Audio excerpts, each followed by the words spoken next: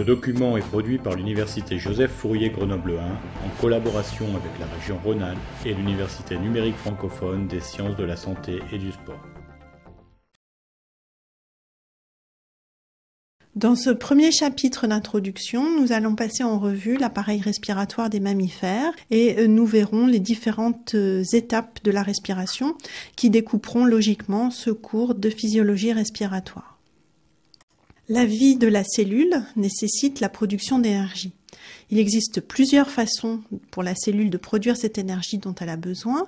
Une de ces façons est à l'intérieur des mitochondries de combiner du glucose et de l'oxygène pour obtenir du CO2, de l'eau et de l'énergie sous forme de chaleur et d'ATP. Cette énergie qui est produite dans les mitochondries va donc consommer de l'oxygène et produire du gaz carbonique, du CO2.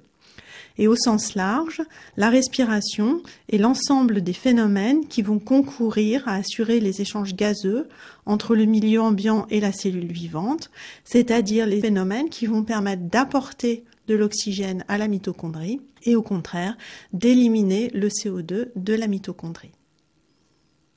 Chez les êtres unicellulaires, le mécanisme qui va permettre ces échanges gazeux entre le milieu ambiant et l'intérieur des cellules va se faire uniquement par diffusion passive, grâce à l'agitation des molécules d'oxygène et de CO2 par exemple. C'est un mécanisme purement passif, avec un déplacement des molécules selon le gradient de concentration de ces molécules. Et l'équilibre des concentrations va être donc d'autant plus rapidement atteint que la distance à parcourir sera faible. Donc la rapidité de l'équilibration, des gaz mais d'autres substances aussi, va être inversement proportionnelle à la distance à parcourir. Dans ces cas-là, on comprend bien que chez les êtres qui sont pluricellulaires, de taille beaucoup plus grande, la diffusion simple soit totalement inadaptée à des échanges gazeux efficaces et rapides. Et dans l'espèce animale, il existe de nombreuses solutions en fonction en particulier de la taille de l'animal. Chez les mammifères, s'est développé petit à petit un système fermé dans lequel circule le sang. Au niveau des tissus, au niveau de réseaux capillaires où le sang va être en contact très proche avec les tissus, les échanges par diffusion vont de nouveau être possibles. Alors, on a deux types de capillaires. Les capillaires pulmonaires qui permettent les échanges entre le milieu ambiant et le sang au niveau des poumons.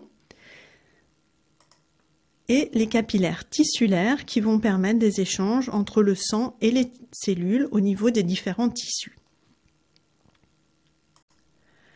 Chez les mammifères, et plus particulièrement chez l'homme, l'appareil respiratoire est sophistiqué et va permettre l'oxygénation des tissus, l'élimination du gaz carbonique, ça c'est la respiration à proprement parler, mais aussi le maintien du pH à une valeur normale, qui est une fonction très importante qui sera revue dans un autre cours.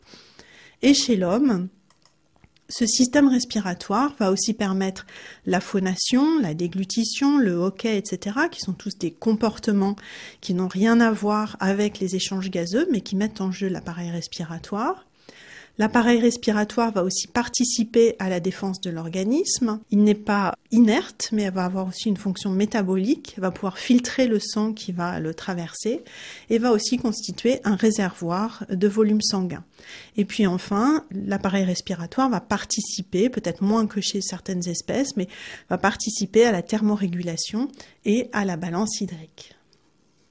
Alors, avant de vous plonger dans la physiologie respiratoire, il y a un certain nombre de prérequis à connaître qui dérivent des cours d'anatomie, mais aussi des cours d'histologie. Vous verrez dans le DVD qu'un certain nombre de cours, en particulier du professeur Chaffanjon, vont vous donner les bases anatomiques qui vous permettront de bien comprendre la fonction de ces différentes parties de l'appareil respiratoire et donc de comprendre la physiologie.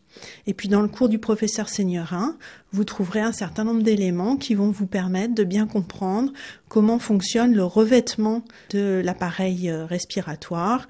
Et puis vous verrez aussi quelques notions sur le cartilage qui sont importantes à connaître pour bien comprendre la physiologie, en particulier des voies aériennes. Et puis dans le cours d'histologie du professeur Seignerin, vous trouverez des informations sur le revêtement épithélial de l'arbre bronchique, ça sera important à connaître, ainsi que sur le tissu cartilagineux. Alors, vous avez ici schématisé l'appareil respiratoire qui est couplé bien sûr à l'appareil circulatoire. Et on a plusieurs étapes dans ce phénomène de respiration, entre le moment où l'air va arriver du milieu ambiant jusqu'au moment où l'oxygène va pouvoir passer du sang capillaire vers les tissus, et puis dans l'autre sens, entre le moment où le gaz carbonique va être capté par le sang capillaire et où il va s'échapper vers le milieu ambiant. La première étape est celle de la ventilation pulmonaire. Elle nous occupera pendant plusieurs chapitres. Et cette étape consiste à faire pénétrer l'air du milieu ambiant vers les alvéoles et puis à faire ressortir l'air qui est dans les poumons vers le milieu extérieur. L'étape suivante que nous verrons est celle des échanges gazeux au niveau alvéolo-capillaire. Ces échanges gazeux vont permettre à l'oxygène de passer des alvéoles vers le sang capillaire et vont permettre au CO2 de passer du sang capillaire vers les alvéoles pour ensuite être éliminé par l'étape de ventilation pulmonaire. Bien entendu, tout ça ne sert à rien si l'oxygène ne peut pas être apporté aux tissus et l'oxygène est transporté vers les tissus par le sang et inversement, le gaz carbonique est transporté des tissus vers les poumons par le sang et nous verrons l'étape importante du transport des gaz dans le sang. Bien entendu, cette étape du transport des gaz dans le sang est liée au bon fonctionnement de l'appareil cardiovasculaire. Si vous avez un arrêt circulatoire, bien entendu, les gaz ne pourront pas être transportés. Au niveau des capillaires tissulaires, on va de nouveau avoir des échanges gazeux entre le sang capillaire qui va donner son oxygène vers les tissus et les tissus qui vont relarguer du CO2. Les phénomènes se passent de la même manière qu'au niveau alvéolo-capillaire, en sens inverse, et donc nous ne les verrons pas en détail. Et puis au niveau de la cellule et plus particulièrement de la mitochondrie se passe l'étape de respiration cellulaire que nous ne verrons pas non plus, que vous reverrez éventuellement en biochimie. Enfin, la dernière étape de la respiration consiste à étudier le contrôle de la respiration qui va permettre à l'organisme d'adapter à tout moment la ventilation aux besoins de l'organisme. Nous verrons que l'étape qui est la plus facile à réguler est celle de la ventilation pulmonaire et que grâce à des informations qui viennent de la périphérie, c'est des structures au niveau du système nerveux central qui vont permettre d'effectuer ce contrôle de la respiration. Donc le plan du cours découle de ces différentes étapes, ventilation pulmonaire, échange gazeux, transport des gaz et contrôle de la respiration. La ventilation pulmonaire, comme vous le voyez, est le chapitre le plus volumineux. Nous verrons différents éléments de cette ventilation pulmonaire qui ont été séparés en chapitres assez courts de manière à ce que l'ensemble des notions soient un petit peu plus digestes. Nous verrons ensuite assez brièvement la circulation pulmonaire, car sans circulation pulmonaire, bien sûr, il ne peut pas y avoir d'échange gazeux. Le chapitre 8 sera consacré aux échanges gazeux. Ensuite, nous verrons le transport des gaz dans le sang et le contrôle de la respiration. Comme je vous l'ai dit au début, l'appareil respiratoire a aussi un certain nombre de fonctions qui ne sont pas directement liées aux échanges d'oxygène et de gaz carbonique, mais qui sont aussi importantes et que nous verrons brièvement dans le dernier chapitre. Un mot d'avertissement sur les unités de pression. Dans le système international, c'est le Pascal qui est l'unité de pression universelle. Mais dans beaucoup d'ouvrages de physiologie respiratoire, dans des rapports météo, dans des cours de physiologie cardiovasculaire, vous allez assez souvent trouver des unités qui sont les millimètres de mercure, voire les bars. En physiologie, les pressions en général, les pressions qui règnent dans les vaisseaux sont exprimées en millimètres ou en centimètres de mercure. Les pressions gazeuses dans le sang sont exprimées en kilopascal ou en millimètres de mercure. Et les pressions mécaniques développées dans l'appareil respiratoire sont exprimées en centimètres d'eau. Bien entendu, toutes ces unités peuvent être converties en kilopascal, qui est l'unité internationale.